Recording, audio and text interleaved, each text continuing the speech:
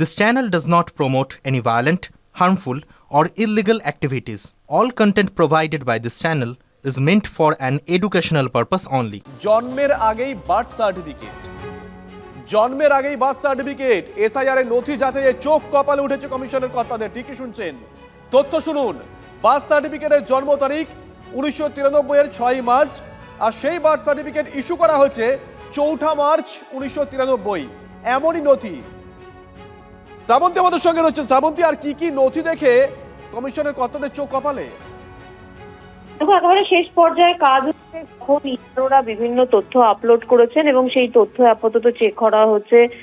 যারা roll observer রয়েছেন তাদের কাছে বিভিন্ন মতামত চাওয়া হয়েছে এবং এই তথ্যগুলো এক একটা অত্যন্ত অবিশ্বাস্য।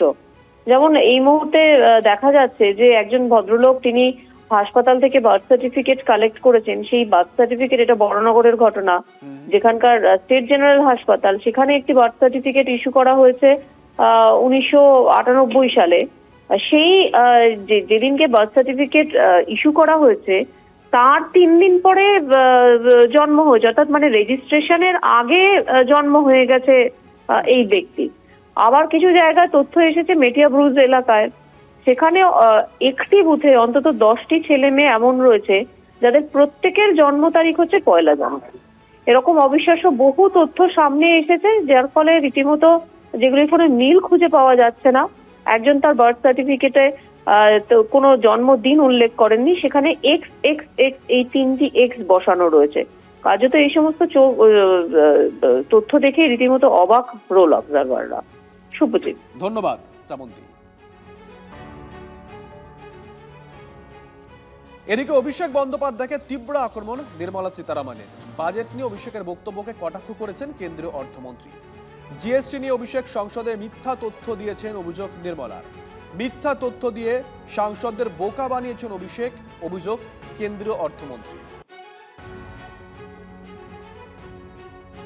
अभिषेक बैनर्जी का स्पीच मैंने ध्यान से सुना, मगर मुझे दुख लग रहा है कि इस सदन में आकर के सदन के हर मेंबर को मालूम है ऐसे जानकारी को तोड़ मरोड़ करके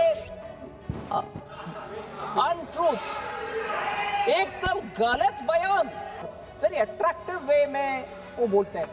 एक बंदा अगर जन्म से टैक्स पे करता है, जन्म लेते हुए ही दूध के ऊपर टैक्स है, डायपर के ऊपर टैक्स है, फिर स्कूल में जाता है नोटबुक के ऊपर टैक्स है, फिर हॉस्पिटल में जाता है उसमें टैक्स है। कहां से निकाल रहे हैं जी ये सब? मैं बोल रही हूं 2017 जब जीएसटी इंट्रोडक्शन हुआ तब से ही दूध के ऊपर टैक्स नहीं है जीएसटी। ये कहां से ले आ रहे हैं जी? इस हाउस को I don't know if it is the right word, बेवकूफ बनाने के लिए उनका भाषण है। एजुकेशन के ऊपर कोई टैक्स नहीं है, जीएसटी इफेक्टिवली एग्जेम्प्ट है, 0 है। Pencil, sharpener, eraser, exercise book, notebooks, maps सब 0 है। सो ये कहां से निकल कर डेटा ले आ रहे पता नहीं।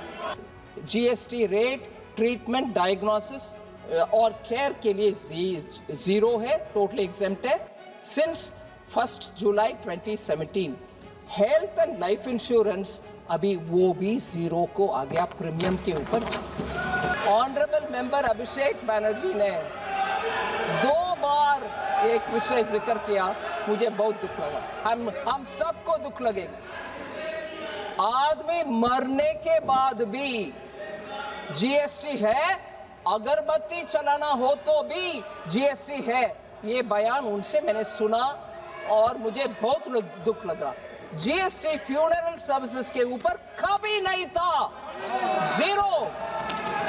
ये कट मनी का बात कर रहे हैं, बंगाल में लेते हैं। কেন্দ্রীয় অর্থমন্ত্রীকে পাল্টা জবাব দিয়েছেন অভিষেক বন্দ্যোপাধ্যায়।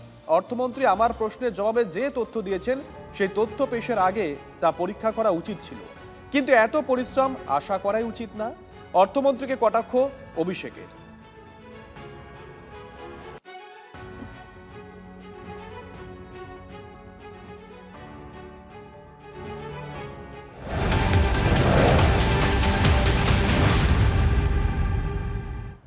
এদিকে পিএসসিতে দিগন্ত বিতর্ক। দীর্ঘদিন ফাঁকা ছিল পিএসসির একাধিক পদ, সেখানেই সদস্য পদের দায়িত্ব পেয়েছেন অভিনেতা দিগন্ত বাগচি। টেলি অভিনেতা দিগন্তর দায়িত্ব পাওয়া নিয়ে বিতর্ক তুঙ্গে উঠেছে। সুমন আমাদের সঙ্গে রয়েছেন। সুমন, এই বিতর্ক সোশ্যাল মিডিয়া ছয়লাভ। দেখো, যেখানে পিএসসিতে নিয়োগ ঠিকঠাক হয় না, এমনকি পিএসসি আগে যে পরীক্ষাগুলো নিত সেই পরীক্ষাগুলো একটা ক্যালেন্ডার মেনে হতো, কিন্তু এখন হয় না, এমন অভিযোগ বারবার উঠেছে, বিদ্ধ হয়েছে পিএসসি।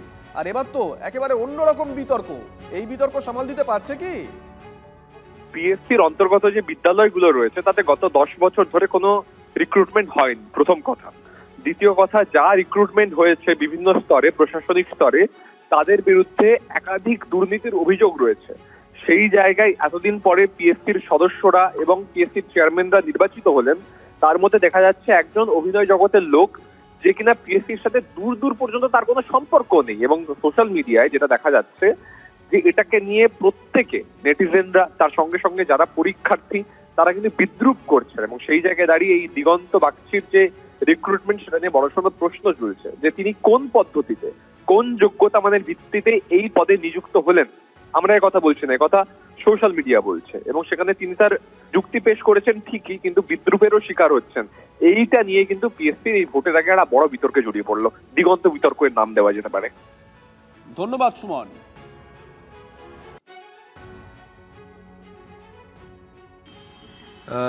এই ধরনের মেম্বারদের ক্ষেত্রে আমি যতদূর জানি যে অ্যাডমিনিস্ট্রেটিভ জব ছাড়াও সামাজিক ক্ষেত্রের কোনো প্রতিষ্ঠিত ব্যক্তি এবার তৃণমূল যাকে মনে করবে যে তিনি গুণী, তাহলে তিনি গুণী। তৃণমূল যাকে মনে করবে যে যোগ্য, তবেই তিনি যোগ্য।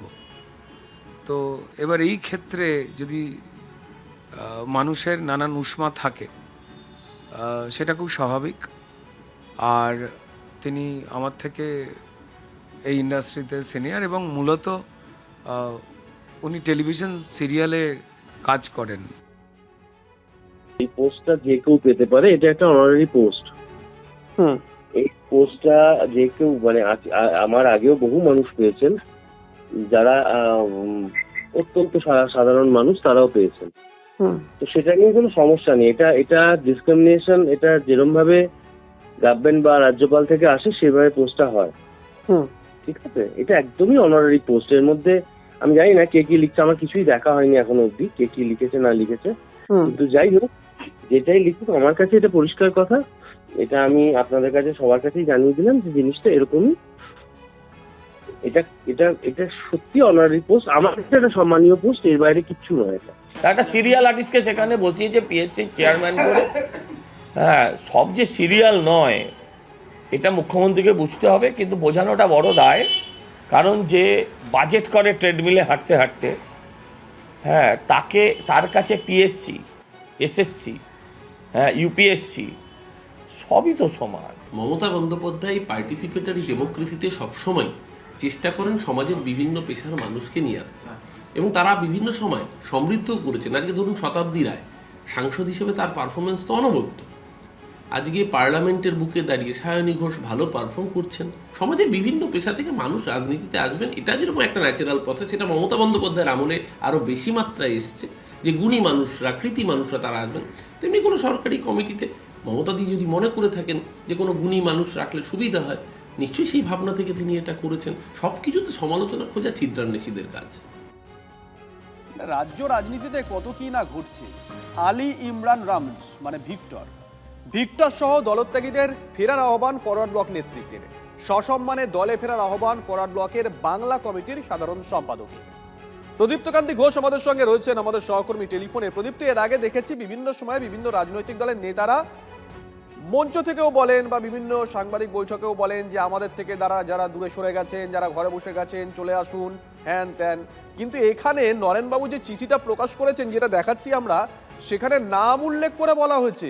বিরল তো একেবারেই, তার কারণ খোলা ময়দান থেকে আহ্বান রাখার, এভাবে চিঠি উল্লেখ করে নরেনবাবু যে কথা বলছেন যে ভিক্টর সহ অন্যান্য যারা এই দলের সঙ্গে যুক্ত ছিলেন, দল ছেড়ে চলে গিয়েছেন, এবং নিজেদের মধ্যে ভুল বোঝাবুঝি অর্থাৎ ফরওয়ার্ড ব্লক নেতৃত্ব যে ভুল করেছেন সেটাও কিন্তু তারা প্রকাশ্যে স্বীকার করছেন এবং সে কারণেই তারা বলছেন যে তারা সসম্মানে এই সকলকে ফিরিয়ে নেবেন। এরই মধ্যে তোমায় বলে রাখি যে ভিক্টর অন্তত ফিরছে না, সে কথা তিনি ইতিমধ্যেই স্পষ্ট করে দিয়েছেন। তবে বর্তমান রাজনৈতিক আবহে ফরওয়ার্ড ব্লককে কখনো দেখা যাচ্ছে তারা বামফ্রন্টের বৈঠকে সিপিএম এর বিরুদ্ধে সোচ্চার হচ্ছে, আবার কখনো ভৎসনার মুখে পড়ে কিছুটা পিছু হচ্ছে। ফলে ফরওয়ার্ড ব্লক নেতৃত্ব কি কোন পথে যাবেন সেটা বুঝতে না পেরে নাকি দলের মধ্যে কোথাও চাপের মধ্যে পড়ছেন নরেন চট্টোপাধ্যায়রা, সে কারণেই এই ধরনের চিঠি কিনা তা নিয়ে রাজনৈতিক মহলে জল্পনা চললেও এই ধরনের একেবারে সরাসরি খোলা চিঠি দিয়ে আহ্বান জানানো পশ্চিমবঙ্গের রাজনীতিতে সাম্প্রতিককালে অবশ্যই বিরল। ধন্যবাদ প্রদীপ্ত। দেখুন, ফরওয়ার্ড ব্লক নেতৃত্ব তারা আশাবাদী যে ভিক্টর দলে ফিরছেন, কিন্তু ভিক্টর তিনি কি বলছেন শুনুন। সেদিনও আমি সঠিক পথে ছিলাম, আজকেও আমি সঠিক পথেই আছি। ফরওয়ার্ড ব্লক ভুল স্বীকার করে এটা প্রমাণ করেছে যে বিগত দিনে তারা ভুল নেতৃত্ব কারণেই এই সিদ্ধান্ত নিয়েছিল।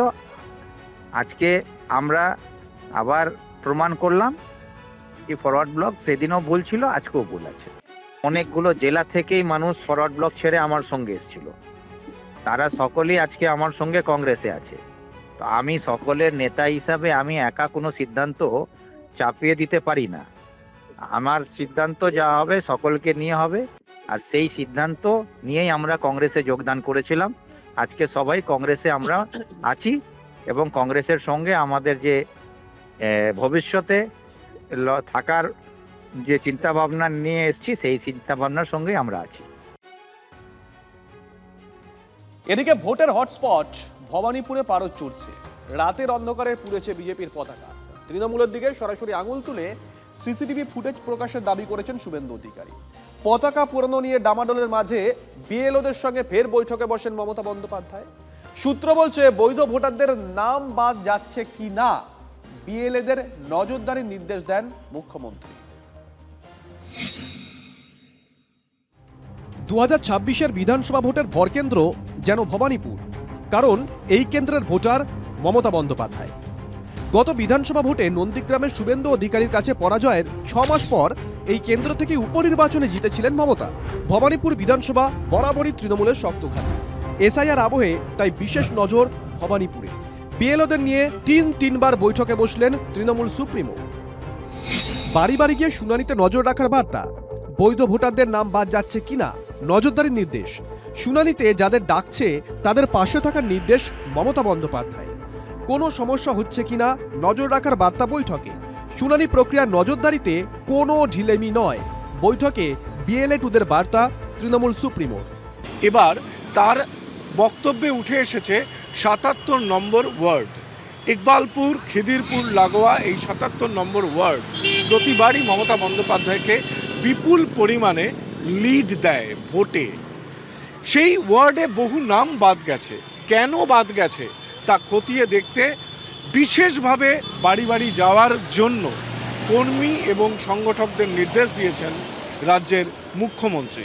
সুপ্রিম কোর্টও শুনানি করে বলেছেন কোনো বৈধ ভোটারের নাম যাতে বাদ না যায়। আর প্রবাদী আছে চ্যারিটি বিগিনস অ্যাট হোম। মুখ্যমন্ত্রী তার নিজের কেন্দ্রের বিএলএ-2দের সেই বার্তা দিয়েছেন যাতে সেটা দেখে বাকি গোটা রাজ্যের বিএলএ-2রা উদ্বুদ্ধ হয়, আমাদের নেতারা যাতে উদ্বুদ্ধ হন। ভবানীপুরে বিএলওদের নিয়ে কেন এতবার বৈঠক? বিজেপি বলছে তৃতীয় স্থানে নামবে, ওই জন্য তৃতীয়বার বিএলএদেরকে নিয়ে বসেছে।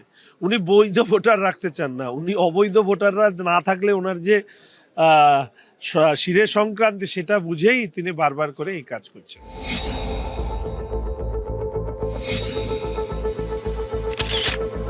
ভবানীপুরে যেন ঘটনার ঘন ঘটা, সেখানে আবার বিজেপির পতাকা পোড়ানোর অভিযোগ ওঠে। রাতের বেলায় তৃণমূল আশ্রিত দুষ্কৃতীরা পুড়িয়ে দেয় বিজেপির পতাকা। সোশ্যাল মিডিয়ায় ছবি পোস্ট করে দাবি শুভেন্দু অধিকারী। বিজেপির তরফ থেকে দাবি করা হলো যে ভবানীপুর বিধানসভার মধ্যে যে চক্রবেরিয়া রোডে তাদের যে বিজেপির যে কার্যালয় রয়েছে তার সামনে একেবারে সিসি ক্যামেরা দিয়ে তারা প্রমাণ করছে যে তাদের যে দলীয় পতাকা ছিল সেই দলীয় পতাকা এমনকি খোলা হয়েছে রাতের অন্ধকারে এবং তারপর অগ্নি সংযোগ করা হয়েছে। এটার মধ্য দিয়ে প্রমাণ হচ্ছে মমতা ব্যানার্জি যেভাবে নন্দীগ্রামে হেরেছেন, ভবানীপুরের হারার আতঙ্কেও তিনি পতাকা পুড়াতে তার স্পেশাল বাহিনীকে নামিয়ে দিয়েছেন। ভয় পাওয়ার কোনো ব্যাপার নেই। যারা মনে করছেন যে এরকম ভয় পাওয়ার ব্যাপার আছে, তারা তাদের পারসেপশন এটা। এখানে এরকম কোনো ঘটনা নেই, কিন্তু আপনি যে কথাটা বললেন নিশ্চিতভাবে আমি দেখব, আমার জানা নেই। সত্যি হয়ে থাকে এটা অত্যন্ত নক্কারজনক ঘটনা, কিন্তু শুভেন্দুবাবুরা তো এই কালচারেই এখন তো সেটাতেই অভ্যস্ত। সেটা তো ওনারা নিজে করেছেন, নিজেরা পতাকা তৈরি করে পতাকা জ্বালিয়েছেন। আমরা পতাকা জ্বালানোর প্রয়োজন মনে পড়ে না। শুভেন্দু অধিকারী যখন দাবি করছেন তখন দেখা যাচ্ছে যে এই যে কার্যালয়, সেই কার্যালয়ের সামনে বেশ কিছু তার পড়ে রয়েছে, যেখানে একেবারে কালো হয়ে আছে। অগ্নি সংযোগের মতো ঘটনা ঘটতে পারে। আর এমনকি বিজেপির যে পতাকা তা নিচের দিকে পড়ে রয়েছে। ভারতীয় জনতা পার্টির পতাকা জ্বালিয়ে তারপর ওরা একটু ওখানটা দাঁড়িয়ে অনেক রকম কথা বলছে, ক্যামেরার দিকে আঙুল দেখিয়ে এরকম করে অনেক রকম একটা ইঙ্গিত করে তারপর ওরা ওই দুষ্কৃতীগুলো আমাদের ক্যামেরাগুলো নামিয়েছে, ক্যামেরাগুলো ভেঙে তুলে নিয়ে চলে গেছে।